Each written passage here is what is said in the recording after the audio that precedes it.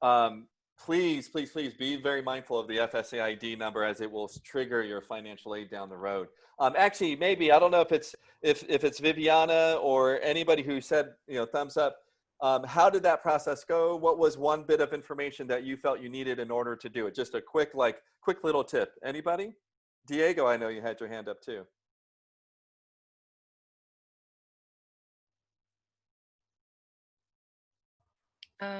So can I speak? Yuriana, you got it. You got the floor, Yuriana. Yurani, sorry.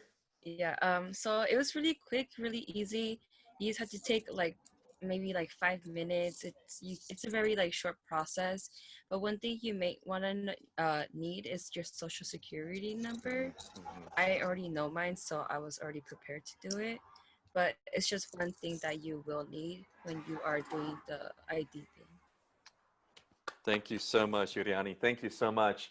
And that's it. Yeah, perfect. And it is that short and brief, but again, it's such a pivotal step. I do just want to make sure I make it very clear. Also, if you do not have a social security number, there is a way, of course, to get the California Dream Act funds. And I can actually direct you to a website that will help verify that truly you should be going down the route of filling out the California Dream Act. So FAFSA for obviously students with a social, and then the California Dream Act for students who do not have a social security number. So thank you. But if you do have that social, yes, Yuriani is obviously 100% correct. Make sure you have that when you do your FSAID. Okay.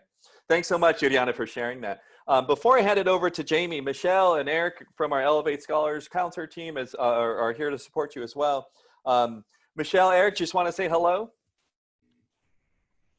Yeah, I'll start. Just hello, everyone. Super excited. I'm always excited to be on these calls with all of you and touch base and see our scholars from the other campuses as well as our own in Chula Vista. But I loved hearing a tip from Viviana, so I'm going to throw it out just really quick because we just finished up some summer workshops with our students. Is there any other one quick, really fast tip that any of the Chula Vista folks would share with their fellow scholars, whether it's saving passwords? I know that's one that we said over and over again, but anything, one quick tip for the whole group? I could share one. Okay, thanks, Diego.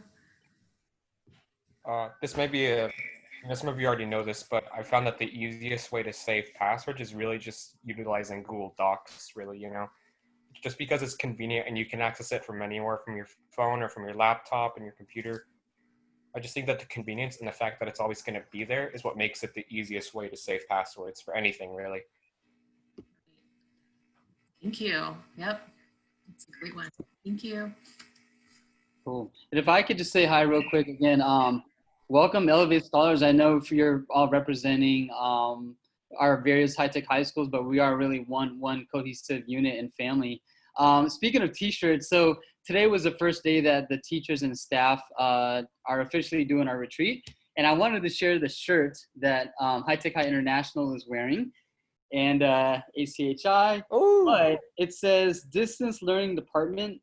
I just think it's such a wild world that we're in. And this shirt is going to mean a lot. And you guys, the class of 2021, I think it is going to be very unique in the fact that this will be your experience. And so, again, welcome. And I'm excited to have Jamie. I know one of our alumni, Ruth Ruiz, an Elevate Scholar, will be starting freshman year at University of Redlands.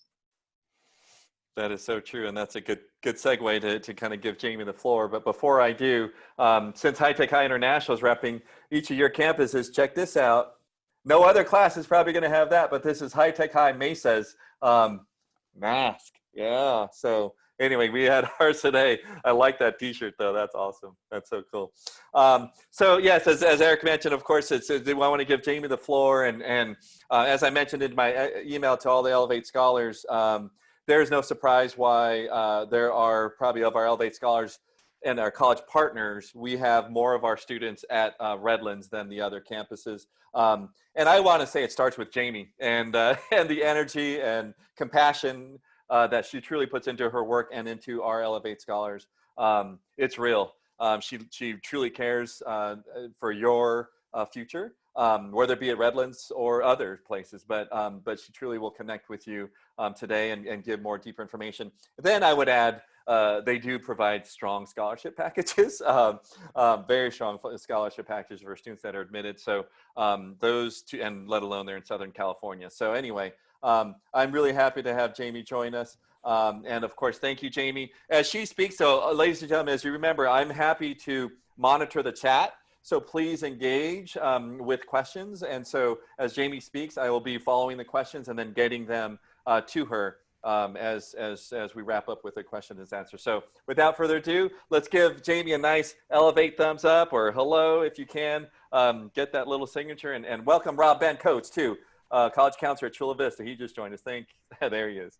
Jamie, it's yours. Thank you. Thank you. Thank you. Hello, everyone. I may have met some of you.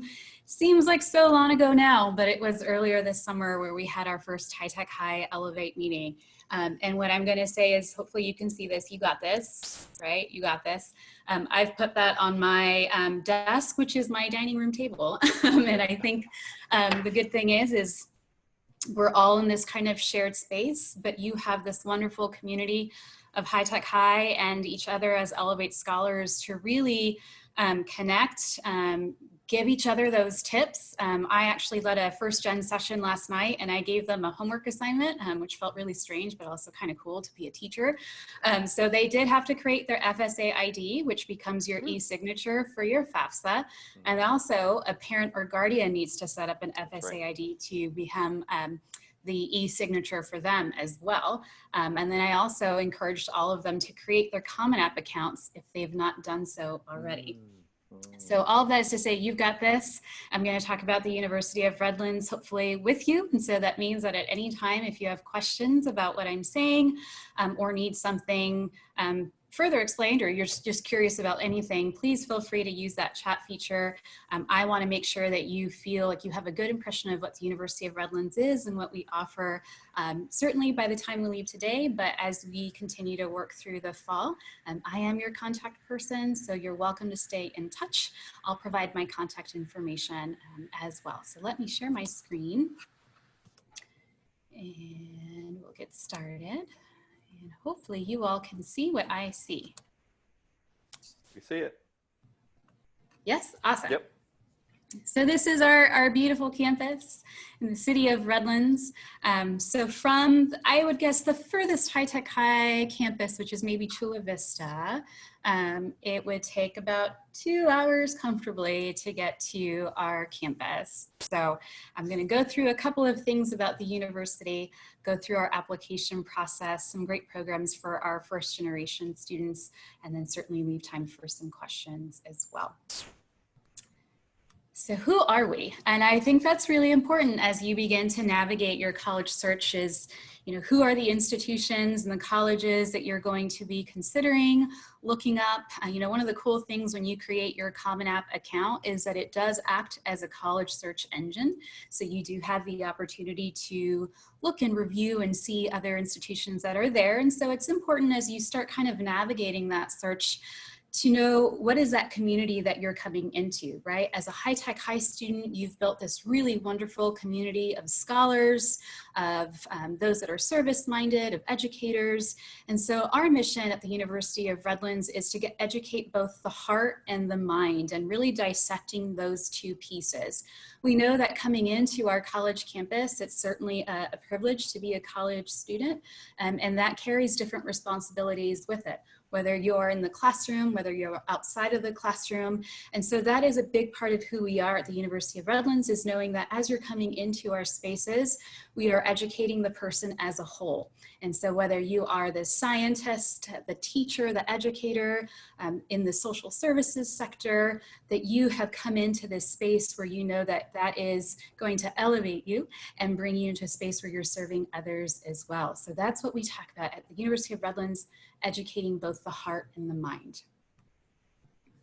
And when we talk about educating the heart, think about it again, these are all of the activities that take place outside of the classroom. So on our campus, we have about 2,400 students. So roughly on the smaller end, and those 2,400 students come from a variety of locations. Right now, they're all gonna be in those shared spaces just like you. We don't have cool shirts like Eric has, but that's a really good idea for something that we should do. But we are doing, distance learning, and one of the main components of what does it mean to do distance learning is building that community aspect, and how do we continue to build community in that way. Regardless of whether it's distance learning or being physically on campus, Redlands again is a place where we're going to educate the heart through a variety of opportunities. And one of them is service. Unique to us is that we do require students to complete at least 80 hours of community service while they're on our campus. And that can look different for many students. That could be working with the Boys and Girls Club locally in the city of Redlands. That can look like working for any organizations. We have the Big Buddies program where students come to our campus and we do mentoring and tutoring. If there is something that you are a part of as a student right now in High Tech High and you'd like to continue that relationship with that organization, you have that opportunity to do so. And then those are included in your service hours.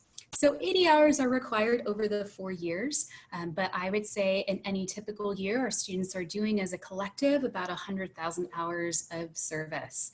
And this is also a place where you're going to see students involved in at least 2, if not 3, maybe 4 different organizations. And it's really easy to do that because there are so many different activities that are taking place. Everything from the speaker series that we have, which is called the Convocation Lecture Speaker Series, really long name, but that's to say that we bring some really neat folks to campus. So we've had, for example, Gloria Steinem on campus, Laverne Cox came to campus. We were able to get folks like, I'm forgetting her name right now. She worked with the Gorillas. Forgetting her name. Jane, it's coming to me. Goodall? Yeah.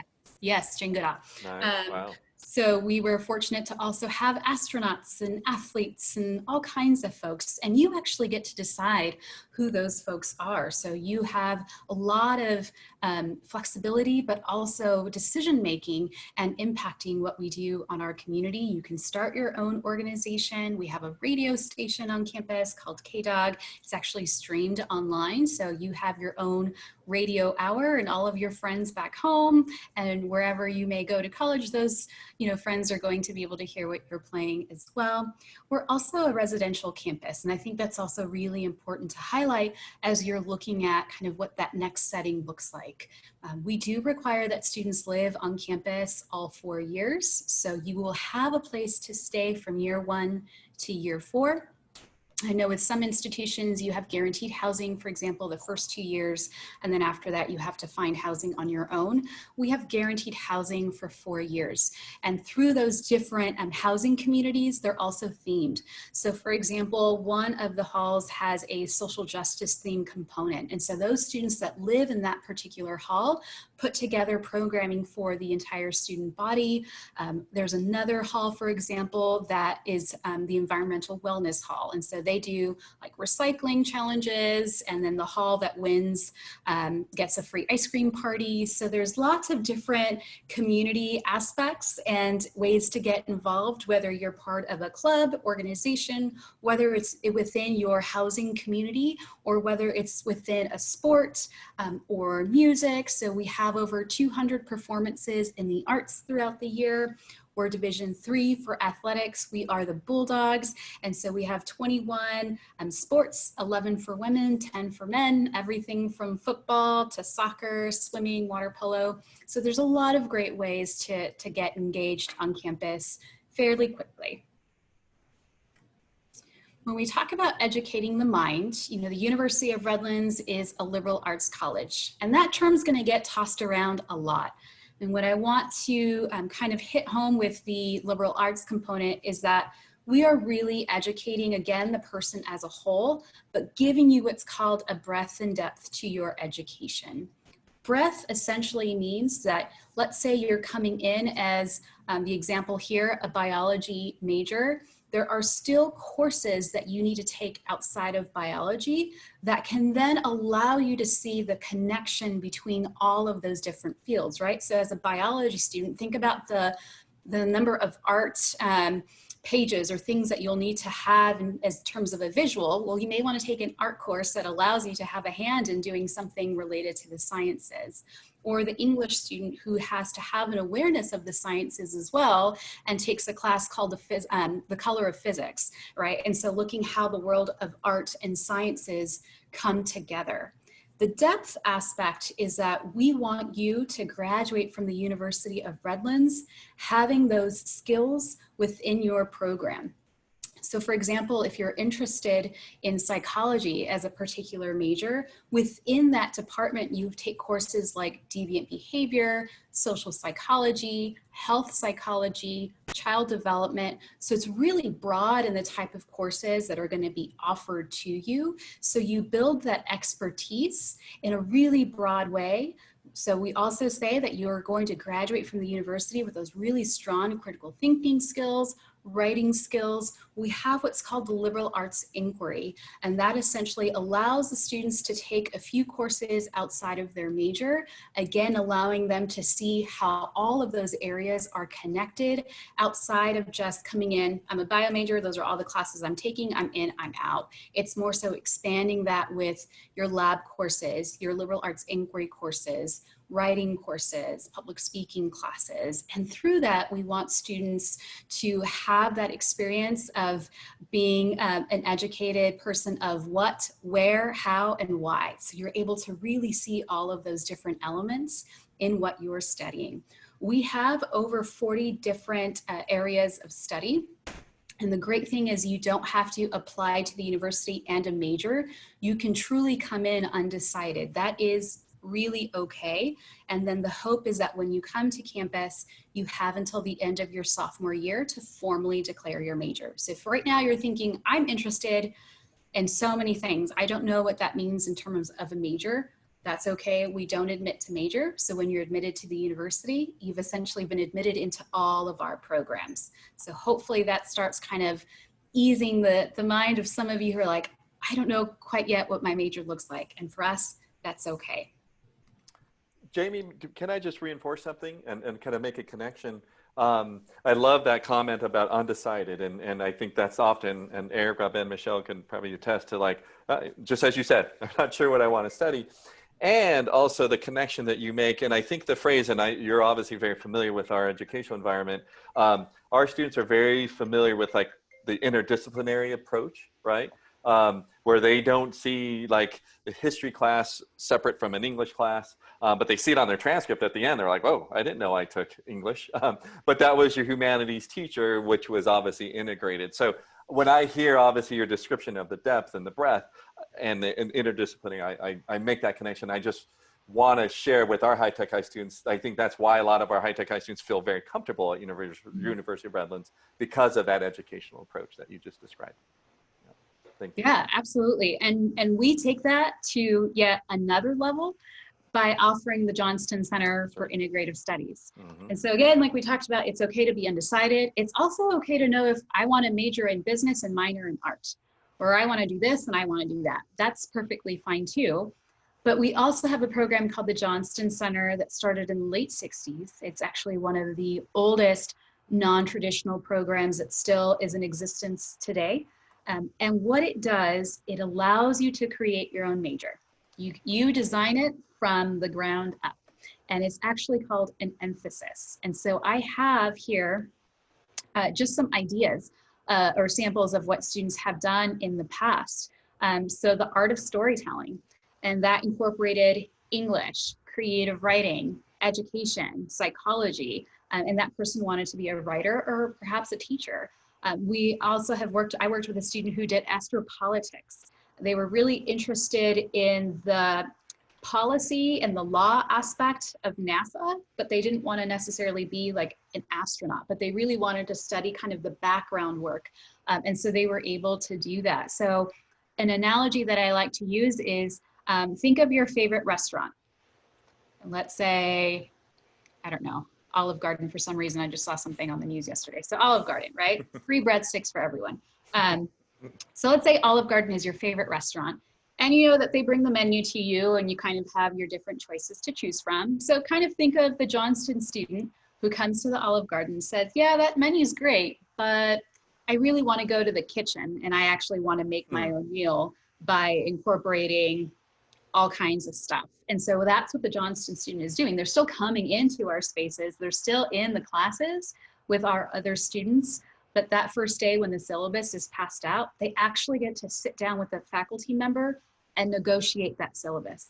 So if you're really interested in film and you're in a history class, instead of doing that research assignment that's a paper, maybe you create a film project that captures the goal of that paper. And so you create that negotiation with that faculty member. And at the end of that course, you do not receive a letter grade. You receive a narrative evaluation. So the teacher talks about you and what you were able to do. So think of them as really great ways to emphasize that hard work that you've been putting in, talking about your innovation, your creativity, your command for the subject, whatever it might be, but it really allows you to kind of take what you're interested in. It could be a lot of different things, put them together to create this emphasis. So there are about 200 students total in the Johnston Center. So any year, give or take, we have between 30 or 40. And we do have a High Tech High Elevate Scholar in the Johnston Center, and I believe it was the best fit for him. He's really thrived in that setting. And it could be a great fit for some of you as well, where you're starting to think about, yeah, I'm interested in the history and the English and how those work together in my humanities course. And I kind of want to explore that a bit further. Johnston allows you to do that. I wanted to also highlight some of the first generation resources on our campus. You're going to see two pictures that are here. And the first is of Summer Bridge. Summer Bridge is a program that takes place right before orientation. So we have between 30 or so students that join us, all first gen from all different parts of California. And you're really exploring the place. You're making it your own. For most of you, and like myself, I had never stayed in a residence hall or really stayed anywhere else overnight on my own. So it's that first experience of, okay, this is what a residence hall looks like. This is what having a roommate who's not my family is gonna look like. And so it's kind of all of those first feelings that you're sharing with other people who are just as excited, nervous, wondering what it's gonna look like. And so Summer Bridge has been a wonderful opportunity for students, and those students who do come to Summer Bridge actually have a higher graduation rate than our traditional college population on campus. And so you really do begin to take ownership of the place, get to meet one another, and get to meet the faculty. The picture on the right is of our first generation reception that we just hosted right before March. And so that was something that we did to really honor the first generation students on our campus. There was a pinning ceremony. And so Monique is pinning a student with her first generation pin. And it was just a great way to celebrate those students on campus. Over a third of our students are first generation. So we have programming, we have what I've listed here. So we do a peer mentoring program where we have our juniors and seniors who work with our incoming students, but we also have faculty and staff who are really passionate about working with first generation students. And what I do is we meet up for coffee, we check in with one another, talking about resources, what are office hours and what does that mean? I can talk to my faculty member outside of class, so kind of breaking down some of those things that you may not be familiar with because no one in your family kind of told you about office hours. And so that's what they're really there, is to help guide and support. And we also do a I'm First celebration in November as well. That's more of a national campaign, which is the I'm First org. So a lot of community building, a lot of mentorship, a lot of guidance. And so I don't want any of you to feel like, gosh, I'm coming into this space not really knowing much, but knowing that I want to go. And so know that there is a community there on campus that is really looking forward to meeting you, to working with you and seeing you graduate and then move on to whatever that next thing might be. Our application process, we're on the Common App, and so we have both early action and early decision, which is going to be November 15th, and then we have regular decision, which is January 15th. I think the biggest thing to go over in terms of our application process is that we are test optional. And you're going to hear that a lot, I think, from many institutions this year. There's 1,400 and counting that have gone test optional. And for us, it is truly being test optional. We do not need an SAT or ACT score. Please do not feel like there is some underlying like hidden, but yes, you do want me to take it, right? The answer is no, you do not need to take it. You do not need an SAT or ACT score to be considered for our merit scholarships. We are truly going to look at the work that you've done over the past 4 years at your High Tech High campus. So test scores, not required, not needed. If you want to send them to us, that is your choice, but for us, not required. So I'm sure you're starting to see more of this test optional language. It's not tied to merit for us. It's not tied to admission. It's not tied to anything. So if you were feeling stressed or worried about a test score and you were looking at Redlands, you do not need the test. A couple of things to know, and Chris talked about kind of the affordability and financial aid. And so I think one of the biggest pieces too is to note that over 90% of our students are receiving financial aid to go to Redlands. I have here what is our average financial aid package. These are all going to seem like numbers, right? But what I want to hit home is that for many students to attend the University of Redlands, it is the same cost as going to your local Cal State, which is I think San Diego State or UC San Diego, same price, if not cheaper, to go to a private college like Redlands. If you qualify for the Cal Grant A and have at least a 3.5 GPA, then we are going to cover your full tuition in grants and scholarships. So our tuition is about $52,000. All of that's going to be covered in grants and scholarships. That is not a loan. That means that your tuition is covered. And so again, for many of our students, especially if they receive the Cal Grant and they have that 3.5, then it makes it much more comparable to what a UC or CSU tuition is going to be. The other big thing with that is our 4-year promise. We do promise every student coming into our campus that you will graduate in 4 years, that you will get the courses that you need to graduate on time, and we also don't have impacted programs. You actually start meeting with your professor who becomes your advisor the minute you step foot on campus, and that professor is there again to really help and assist and guide you to make sure you know all of the courses that you need. And so you are guaranteed to graduate in 4 years. For some of our students, they're actually graduating sooner than that. But we do have merit scholarships. You're automatically considered for those. There's nothing that you need to do. Your application to Redlands, think of it also as your scholarship application. And so when we're looking at those pages of the application, I always talk about the extracurricular activity section.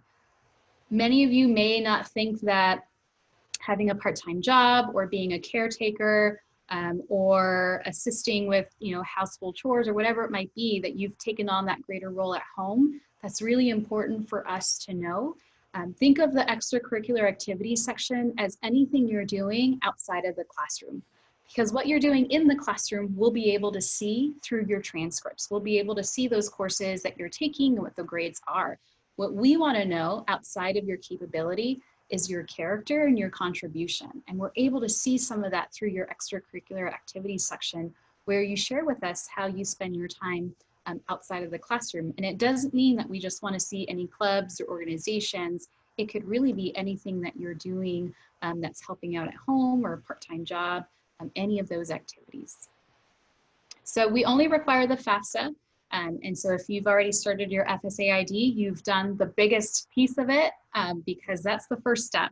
And then you'll start receiving more information and then just knowing to include the University of Redlands on your FAFSA. I believe you get up to 10 schools.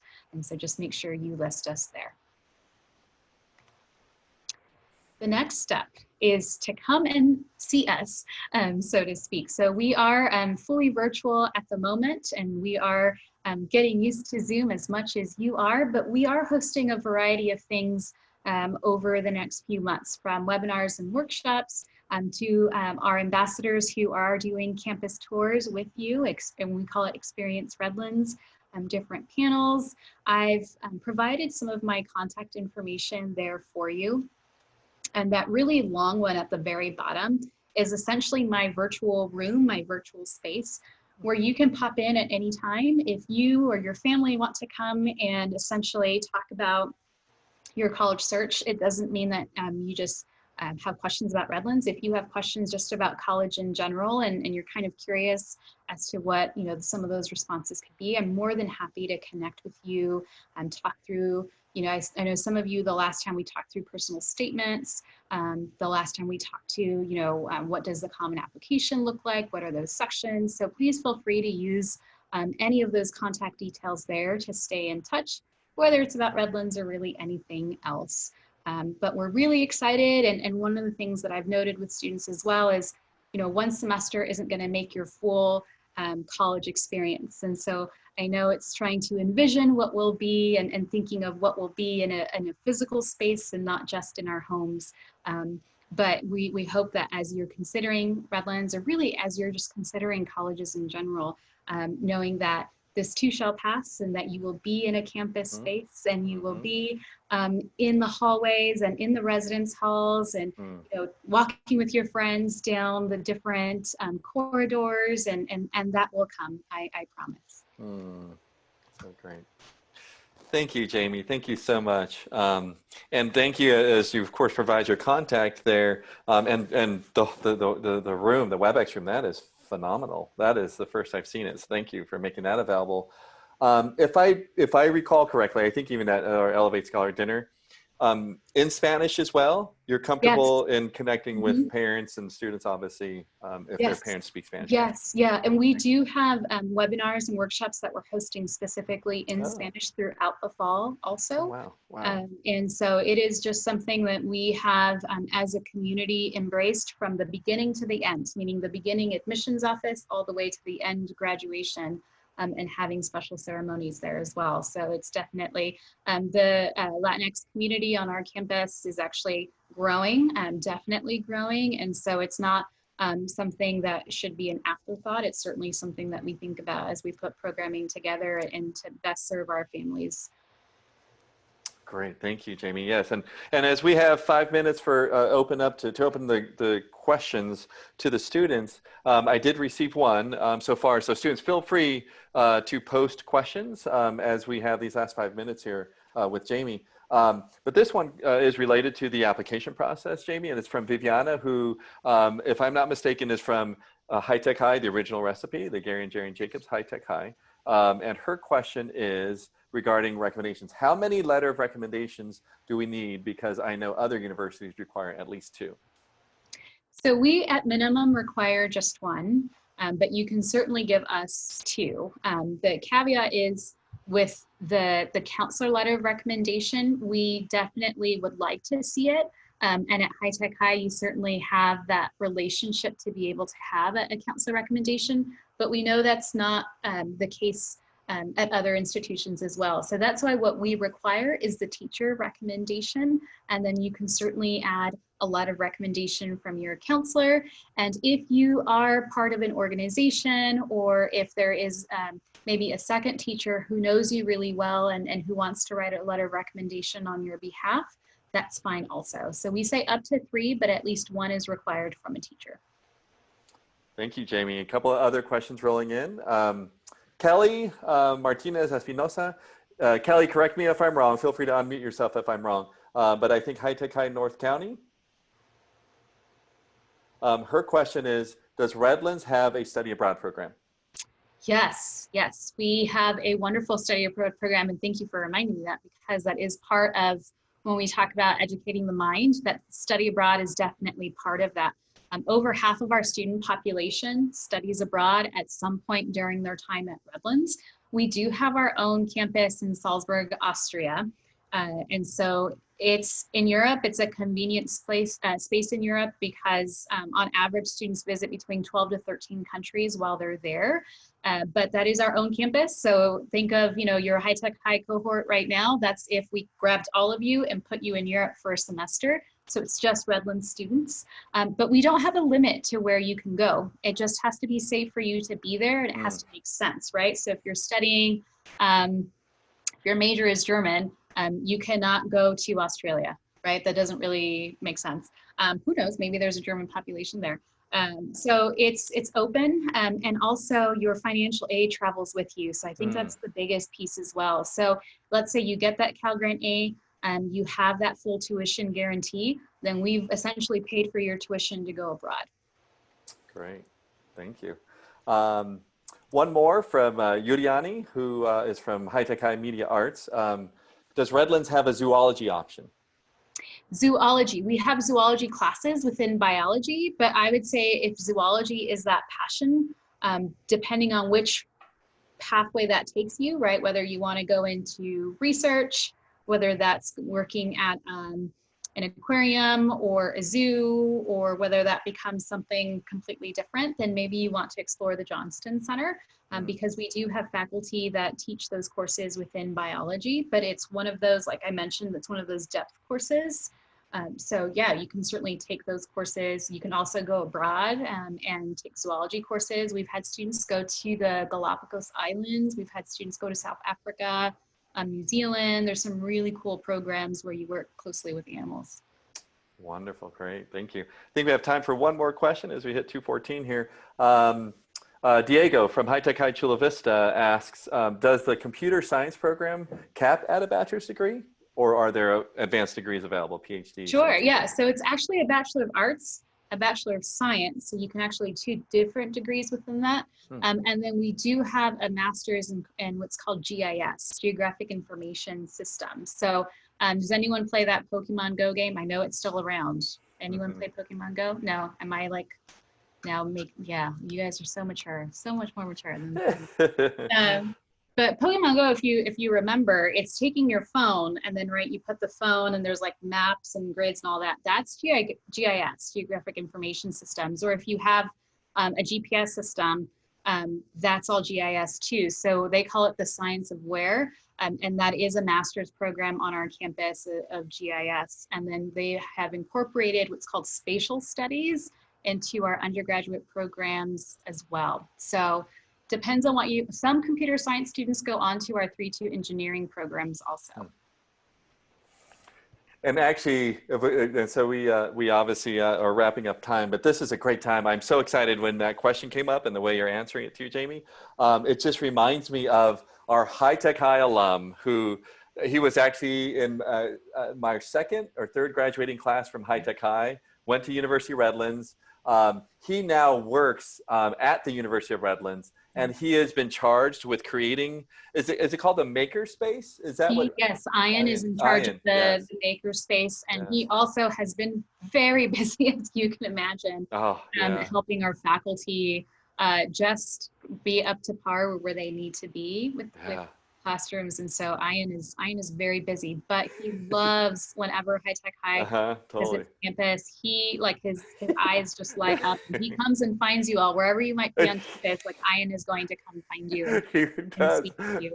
He's got and he walked the last time I took a group there last year. He took us into the space, and we had, to your point, I think it was like augmented reality, AR glasses, and just like look here. I'm like, oh my gosh, I am like, just, he's like a kid in a candy shop too, though. Like, he's just like loving it there. So anyway, but that again, he's a faculty member there, High Tech High graduate, and so our history with Redlands goes obviously way back. So anyway, it's just great to be able to obviously introduce University of Redlands to this group of wonderful, amazing Elevate scholars. And hopefully this is obviously just the beginning of a process for all of you as you engage with University Redlands. Clearly, again, you can follow up with Jamie if the questions we couldn't get to there. Actually, I'm going to, Ajok from, I think, Media Arts, right? Yes. Had one last question if we could end on this, and it's about applying. So how would we apply for a fee waiver to the University of Redlands? An application fee waiver. Absolutely. All you need to do is email me. Oh, I don't need to, no, I think for some of them you have to have like I'm on free or reduced lunch or or I have a verification signature or from something. someone or yeah, Right. verification. Thank you. Mm-hmm. You don't need that. All you need to do is just send me an email. My email address is there on the screen. Go ahead and send me an email. Or I know sometimes it might be easier if you kind of go through Michelle or Eric or others, you know, whatever your comfort level is. I want to respect that. So please feel free to shoot an email. We'll do a fee waiver. Wow. If you want to hop into that WebEx room, we can go through the application pieces and the materials. We can also go through financial aid with a little bit more detail if you'd like. Great. That's fantastic. And that's the best, you know, obviously you've made yourself available, and of course we're going to continue to support them. So on that note, Elevate Scholars, keep an eye out. Obviously this was our last of the series for this summer. Thank you all again for your time and energy. I honestly feel that the moment and the energy that you've given to us, it's going to come back to you tenfold with the information that you've received from Jamie. And of course, all the other counselors. So thank you all again for your time. Jamie, thank you so much. Stay safe. Obviously, we'll be in touch. If we can give Jamie a nice, again, round of applause, elevate thumbs up. And my hope is, and I think her hope as well, is that she's going to hear from you as well. So anyway, take care, everybody. Stay safe and stay cool, okay? Take care. Bye, Thank you, everyone. Jamie. Bye. Thank you, Jamie. Thank you. Bye all. Thank Bye, you. all. You got this. Thank you. Yeah, you got this. I love it. That's so great. Jamie, if it means anything, that was the most I think that they've actually said bye, Jamie. So anyway, that was actually pretty sweet. Yeah, absolutely. That's so cool. Take care, Jamie. Yeah. We'll see you. Bye-bye. Bye.